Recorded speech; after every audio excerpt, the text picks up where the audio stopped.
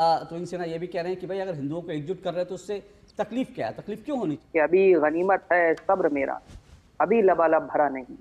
अभी गनीमत है सब्र मेरा, अभी लबालब भरा नहीं हूँ। वो मुझको मुर्दा समझ रहा है, उससे कह दो कि मैं मरा नहीं। अगर दलित, आदिवासी, मुस्लिम की चिंता थी तो डॉक्टर मनमोहन सिंह ने ये क्यों कहा कि इस देश के संसाधनों पर पहला हक मुसलमानों का है?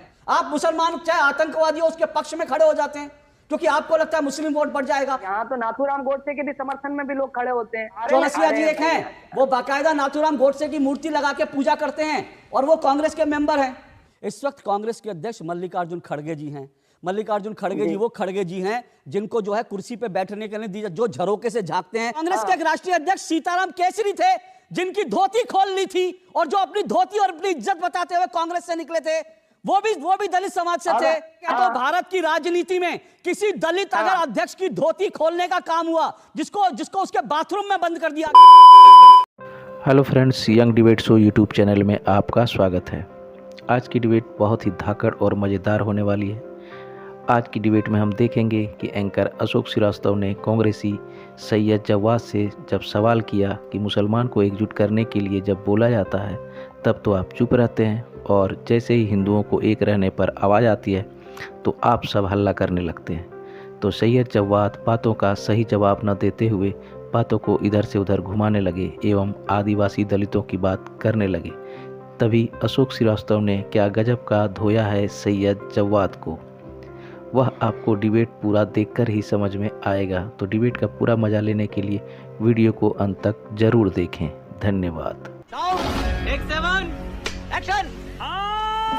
तो इनसे ना ये भी कह रहे हैं कि भाई अगर हिंदुओं को एकजुट कर रहे हैं तो उससे तकलीफ क्या है, तकलीफ क्यों होनी चाहिए? बस सही है कि अगर कोई भी पॉलिटिकल पार्टी हिंदुओं को एकजुट करने की कोशिश कर रही है या वो कह रही है कि भाई हिंदू एकजुट हो जाओ, तो फिर उसमें किसी को आपत्ति क्यों होनी चाहिए? सैयद जवाद, जनसांख्यिकी बदलाव हो रहा है, दूसरी तरफ कास्ट के आधार पर बांटने की कोशिश हो रही है, तीसरी तरफ सनातन पर लगातार हमला हो रहा है। इस सब के खिलाफ, और ये तो सच्चाई है ना, ये तीनों चीजें जो हैं, जो तुहिन सिन्हा कह रहे हैं, इसके तो बड़े पैमाने पर इसके प्रमाण हैं। तो अगर इस सब के खिलाफ अगर कह रहे हैं कि भाई हिंदू एकजुट हो जाओ तो उसमें क्या एतराज है? किसी को एतराज क्यों होना चाहिए? देखिए, एक बड़ा मशहूर शेर है राहत इंदौरी साहब का, उन्होंने बड़ा बेहतरीन कहा है कि अभी गनीमत है सब्र मेरा, अभी लबालब भरा नहीं।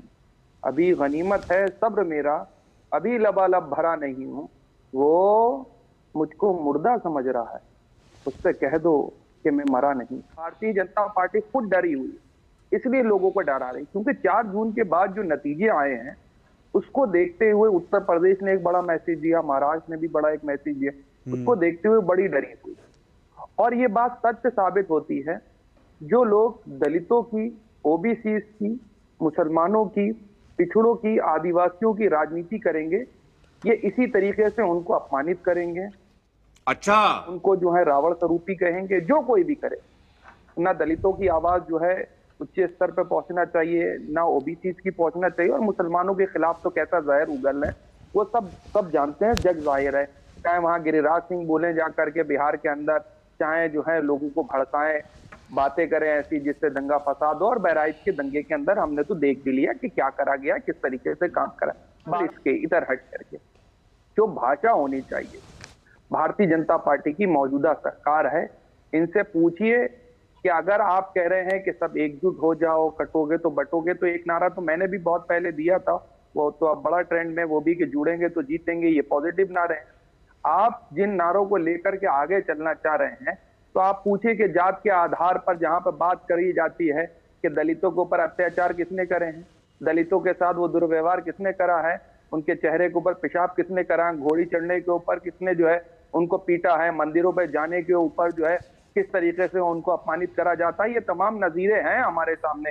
और माननीय प्रधानमंत्री 2 कदम आगे निकल गए, वो तो वहां तक चले गए कि आपकी बेटी लिए जाएंगे और तमाम तरीके की जैसी वो बातें लगातार 2024 के चुनाव के अंदर करते चले जाए थे कि भैंस को ले जाएंगे, मंगलसूत्र और इसी तरीके की बातें करी। क्या बोला तूने? डर है, क्योंकि जान रही है, जनता देख रही है और समझ रही है, क्या हमको दलित भी देख रहे हैं, पिछड़े भी देख रहे हैं, आदिवासी भी देख रहे हैं, मुसलमान भी देख रहे हैं, और सब मिल करके नफरत को हराने जा रहे हैं। अभी मजा आएगा ना भिड़ो। आपने कहा दलित, मुस्लिम, आदिवासी सबकी आप चिंता कर रहे हैं बड़े, इनको ऊपर नहीं जाने दे रहे। अगर दलित, आदिवासी, मुस्लिम की चिंता थी तो डॉक्टर मनमोहन सिंह ने यह क्यों कहा कि इस देश के संसाधनों पर पहला हक मुसलमानों का है? मनमोहन सिंह ने यह क्यों नहीं कहा कि इस देश के संसाधनों पर पहला हक दलित, आदिवासियों का है? जब मुसलमानों की बात आएगी तब आप जो है दलित, आदिवासी को भूल जाएंगे, तब आप देश के संसाधनों पर पूरा हक मुसलमानों का है, पहला हक मुसलमानों का है देश के संसाधनों पर। तब आपको दलितों की याद नहीं आती, तब आपको आदिवासियों की याद नहीं आती, तब आपको पिछड़े की याद नहीं आती, तब तो मुसलमान ही सब कुछ है। तो ये बड़ी अच्छी बात कही आप। अगर आपने मुस्लिम एक वोट बैंक बना रखा है, तो अगर आप मुसलमानों को एकजुट करना चाहते हैं यह कहकर कि देश के संसाधनों पर पहला हक मुसलमानों का है, आप मुसलमान चाहे आतंकवादी हो उसके पक्ष में खड़े हो जाते हैं क्योंकि आपको लगता है मुस्लिम वोट बढ़ जाएगा। आपके लॉयर खड़े हो जाते हैं, किसी मुसलमान आतंकवादी है, वो आतंकवादी आतंकवाद का कोई धर्म नहीं होता, लेकिन आतंकवादी क्योंकि मुसलमान है इसलिए आपके लॉयर खड़े हो जाते हैं उसको बचाने के लिए। कोई अगर नारा लगा देता है भारत तेरे टुकड़े होंगे इंशाअल्लाह इंशाअल्लाह, उसके पक्ष में जाके खड़े हो जाते हो क्योंकि वो मुसलमान है। तो सवाल ये है कि तब आपको आदिवासी दलितों की याद क्यों नहीं आती? नहीं, तो अब आपने कहा कि आपका सवाल थोड़ा आप कंफ्यूज हो गया। मैं कंफ्यूज नहीं हूं, मेरा बड़ा सटीक ना किस बात को कंफ्यूज बताइए ना। मैं आपको बता दूं, आप रुकिए तो अब हो गया। बोलिए। आप देखिए, यहाँ तो नाथूराम गोडसे के भी समर्थन में भी लोग खड़े होते हैं। अरे कहना क्या चाहते हो? उसके लिए भी कोर्ट गए थे, बड़ा उसके लिए महिमा मंडन। कौन गया था? नाथूराम गोडसे के समर्थक का नाम बताऊं मैं? अरे अभी मैं बता दे रहा हूँ, बताइए ना। चौरसिया जी एक है, मध्य प्रदेश के चौरसिया जी, कांग्रेस। सुनिए, नाथूराम गोडसे के समर्थक का मैं नाम बताता हूँ। चौरसिया जी एक हैं, वो बाकायदा नाथूराम गोडसे की मूर्ति लगा के पूजा करते हैं और वो कांग्रेस के मेंबर हैं। बाप को भेज, तेरे बस की बात नहीं। अब बताइए। अब मैं अब वही तो बता रहा हूँ जिनको मैंने तो बता दिया नाथूराम गोडसे का समर्थक कौन है। भैया मैंने तो सदन में कोर्ट करा। अब मैं नाथूराम जैसे हत्यारे दरिंदे का नाम ले रहा हूँ, आप डिफेंड कर रहे हो। मैं तो बता रहा हूँ आपके कांग्रेस पार्टी में मैं क्या डिफेंड करूंगा? मैं तो उनकी बात कर रहा हूँ जिनको माननीय प्रधानमंत्री जी दिल से नहीं माफ करा। आप सुनिए, अब आप कंफ्यूज हो। सुनिए, आप कंफ्यूज हो गए। मैंने आपसे सवाल पूछा, मैंने नाथूराम गोडसे की तो बात ही नहीं की। मैंने आतंकवादियों की बात की, आपको नाथूराम गोडसे याद आ गया। क्यों याद आ गया? क्योंकि आप लोगों का एजेंडा वही है, क्योंकि आपको नाथूराम गोडसे का नाम इसलिए लेना है क्योंकि आपको याकूब मेमन को बचाना है, आपको अफजल गुरु को बचाना है, इसलिए आपको नाथूराम गोडसे याद आ गया। अरे बाप रे, ये तो धोती खोल रहा है। मेरा सवाल सैयद जवाद आपसे बड़ा सीधा है। मैंने पूछा मनमोहन सिंह ने यह क्यों नहीं कहा जब प्रधानमंत्री थे कि देश के संसाधनों पर पहला हक दलितों का है, देश के संसाधनों पर पहला हक जो है आदिवासियों का है? क्यों नहीं बोला भाई? अब मुसलमानी क्यों याद आए? सुनिए, आपने मनमोहन सिंह का पहली चीज अर्ध सत्य बता। अर्ध सत्य चैलेंज कर रहा हूं। सुनिए, सैयद जवाद फैक्ट चेक हो चुका है इसके। मैं भी आपको कर दे रहा हूं, मैं भी आपको चैलेंज कर दे रहा हूं। बिल्कुल नहीं। निकालिए कहां है ये? मैं निकालिए उनकी 2 स्पीच निकालिए स्पीच निकालिए। अरे भैया स्पीच निकालिए। सैयद जवाद, झूठ मेरे 2 टूक में झूठ नहीं चलता। साले का खोपड़ी तोड़ साले। 2 टूक में झूठ नहीं चलता। डॉक्टर मनमोहन सिंह का यह बयान एक बार नहीं 3 बार का बयान है और उनका तीसरा बयान ये है कि हाँ मैंने कहा था कि भारत के संसाधनों पर पहला हक मुसलमानों का है। यह डॉक्टर मनमोहन सिंह ने खुद कहा था जब आप जैसे लोग झूठ फैला रहे थे और आप जैसे लोग एक जो है संदेह पैदा करने की कोशिश कर रहे थे कि डॉक्टर मनमोहन सिंह ने ऐसा कुछ नहीं कहा, लेकिन डॉक्टर मनमोहन सिंह ने आके आप ही लोगों का गुब्बारा फोड़ दिया। उन्होंने कहा मैंने कहा। बड़ा हरामी हो बेटा। सुन तो लीजिए शांतिपूर्वक। अरे सर सुनिए ना, सच बोलने की आदत डालिए। अब आप बताइए, आगे बढ़िए। मैं कह रहा हूं नहीं, सुनिए, इसको आप चैलेंज मत कीजिए।